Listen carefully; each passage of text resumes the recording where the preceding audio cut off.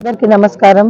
ఈ రోజు ఆ దేవాది దేవుడి ఆశీస్సులు మనందరి మీద ఉండాలని ప్రతి నిత్యం మా వెంకన్న చేసే ఈ దేవాలయంలో పూజలకి ఆ శివయ్య మీ అందరి జీవితాల్లో సుఖ సంతోషాలు నింపాలని ఈ రోజు ఆఖరి సోమవారము ఆ తండ్రిని ప్రతి ఒక్కరు రంగరంగ వైభవంగా తయారు చేసిన ఆ శివయ్యని చూస్తానికి రెండు కళ్ళు సాల్తలేవు।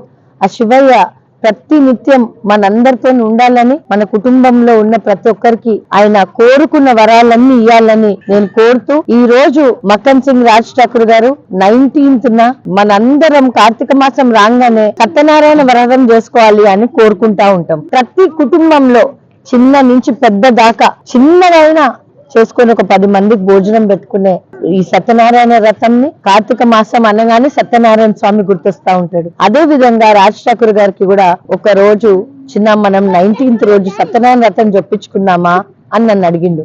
తప్పకుండా నేను అనుకున్నా మా ఇంట్లో మా పిల్లలు మనం అందరం కలిసి చేయించుకుందాం అంటుండేమో, ఎప్పుడు చేయించుకుంటాం కదా చేయించుకుందాం అన్నా। లేదు, ఈసారి మనం కట్టబోయే గుడిని ఆ దేవాది దేవుణ్ణి పెట్టుకొని ఏ ఆబ్స్టకిల్స్ అడ్డంకాలు రాకుండా మనకి మంచి జరగాలి, మన రామగుండంలో ఉన్న నా ప్రతి అక్క చెల్లి ప్రతి అన్నదమ్ములు ప్రతి ఒక్కరు కూడా సంతోషంగా ఉండాలి అంటే మనం వాళ్ళతో కలిసి చేసుకుందాము। అక్కడ అందరిని పిలవండి, ప్రతి డివిజన్ నుంచి ప్రతి ఒక్కరు మీ అన్న చేసే ఈ సత్యనారాయణ వ్రతంకి మీ అందరు కూడా ఎవ్వరు పేరు పేరున ఈ రోజు ఈ మీడియా ద్వారా మీ అందరినీ ఇన్వైట్ చేసినట్టు ప్రతి ఒక్కరు కుటుంబ సమేతంగా వచ్చి అక్కడ తీర్థ ప్రసాదాలు తీసుకొని ఆ దేవాది దేవుడు ఆశీస్సులు పొంది మీకు అక్కడ భోజనాలు చేసి వెళ్ళాలని నేను కోరుతూ